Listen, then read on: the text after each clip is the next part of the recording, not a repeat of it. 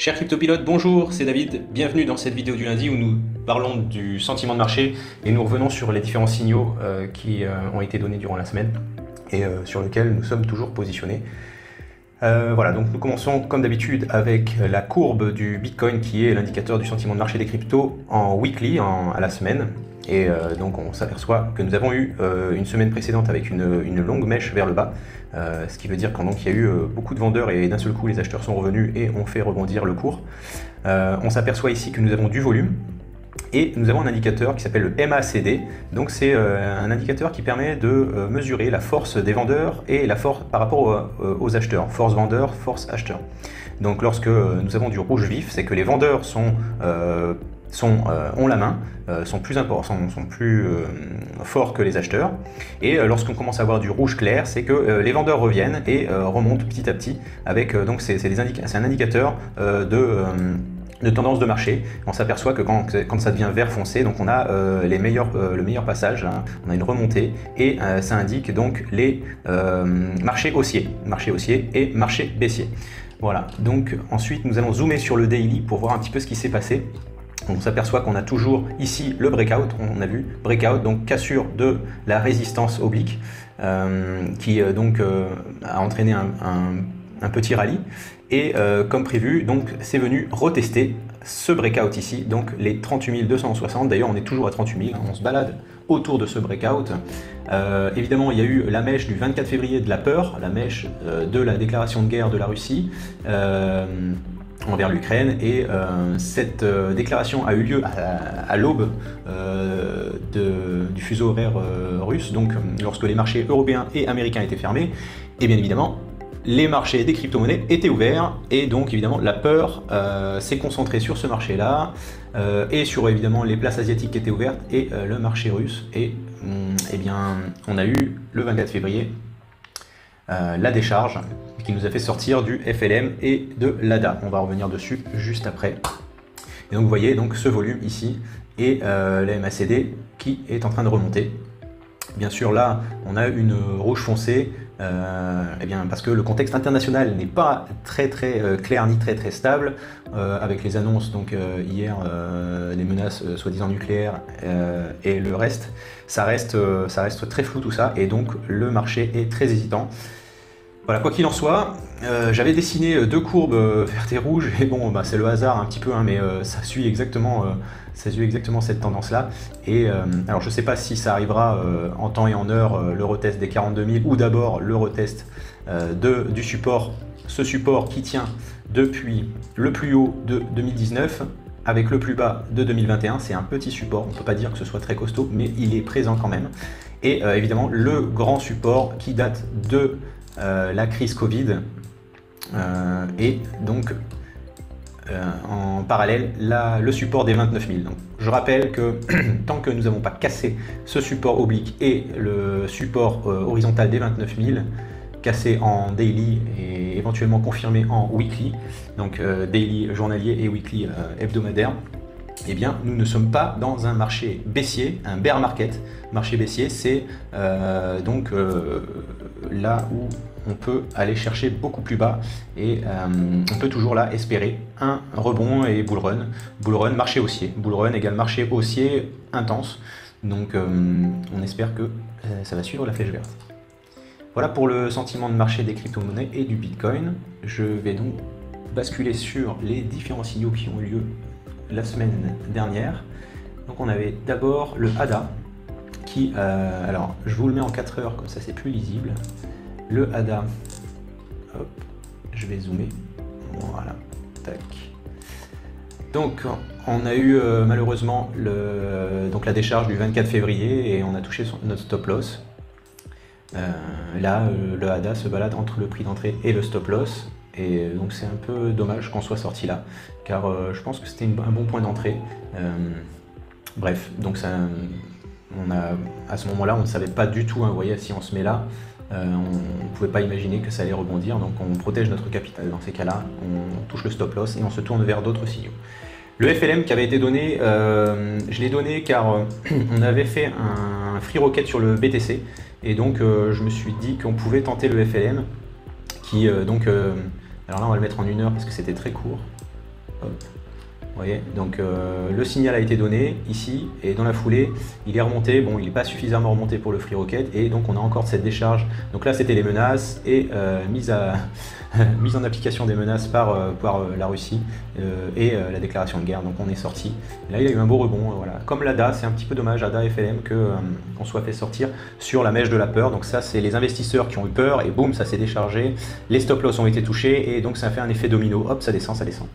Et là, le rebond, notamment lorsque les marchés ont ouvert, les marchés européens, et ensuite confirmation avec les marchés américains. Alors pendant la semaine, on avait déjà une position sur Bitcoin Cash, donc j'avais signalé qu'on avait mis un stop loss assez bas, et du coup ça nous a permis de rester dedans, et là il est remonté au-dessus du prix d'entrée, donc on a l'espoir que ça continue. Ensuite le band qui, pareil, le stop loss était bas, donc on a survécu à la décharge du 24 février.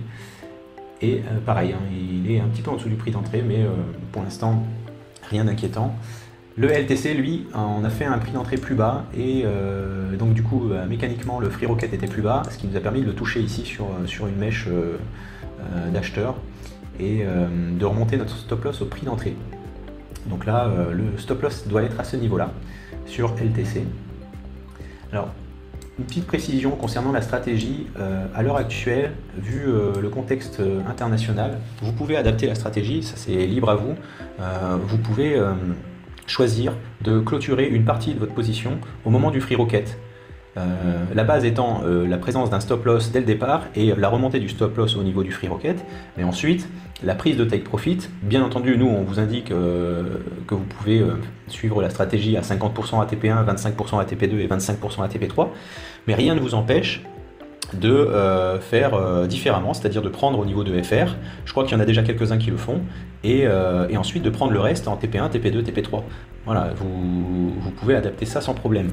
Alors ça me permet de rebondir sur le tableau des résultats du mois de février, et je vais faire aussi un comeback jusque novembre pour comparer les résultats du portefeuille de la stratégie CryptoPilote et des signaux avec le Bitcoin et le CCI 30.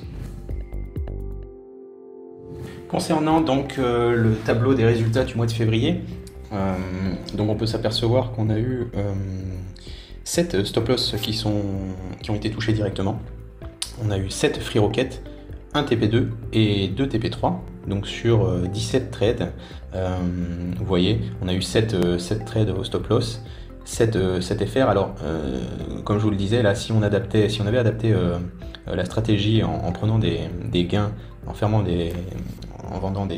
une partie de notre position au niveau du Free Rocket, bien évidemment, c'était une très bonne idée, puisque ça nous aurait permis de finir dans le vert, bien entendu. Alors, moins 2,4 sur le mois de février, nous avons encore 3 positions, Bitcoin Cash, LTC et Band. LTC étant Free Rocket, nous n'avons plus que Bitcoin Cash et Band, et donc au pire, nous finissons à moins 4,4. Et donc au mieux, on peut aller encore réussir à faire des bons trades sur ces 3-là pour améliorer le rendement du mois.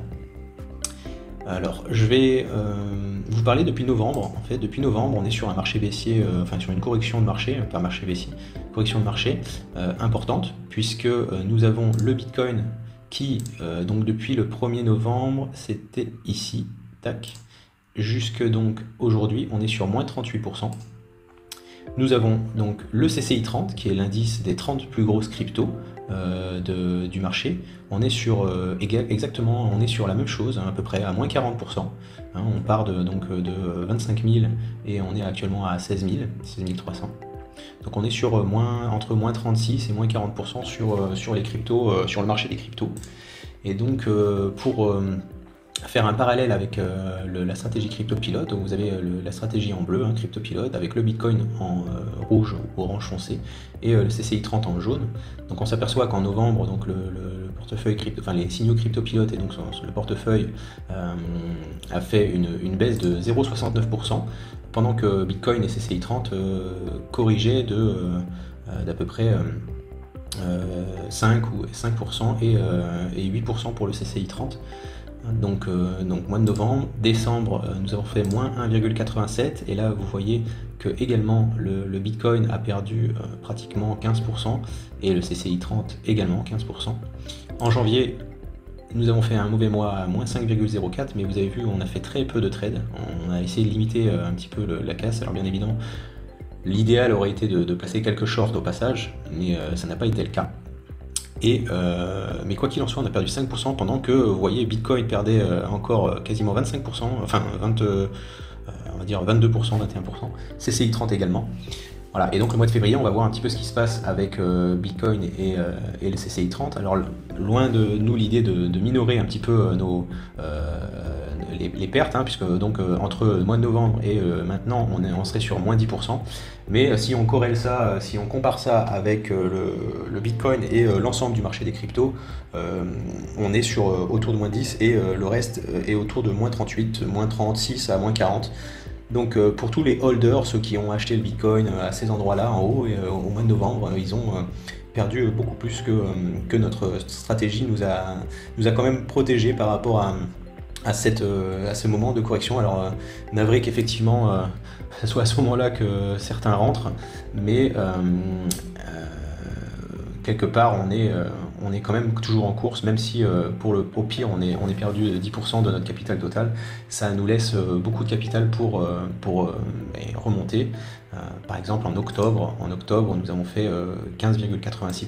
Voilà. Donc il suffit de 2 ou 3 mois comme ça dans l'année pour nous permettre d'atteindre les objectifs. Alors espérons que ça soit le mois prochain. Voilà, je vous souhaite une bonne semaine et je vous dis à lundi de la semaine prochaine pour une nouvelle vidéo concernant le sentiment de marché et les signaux. À bientôt.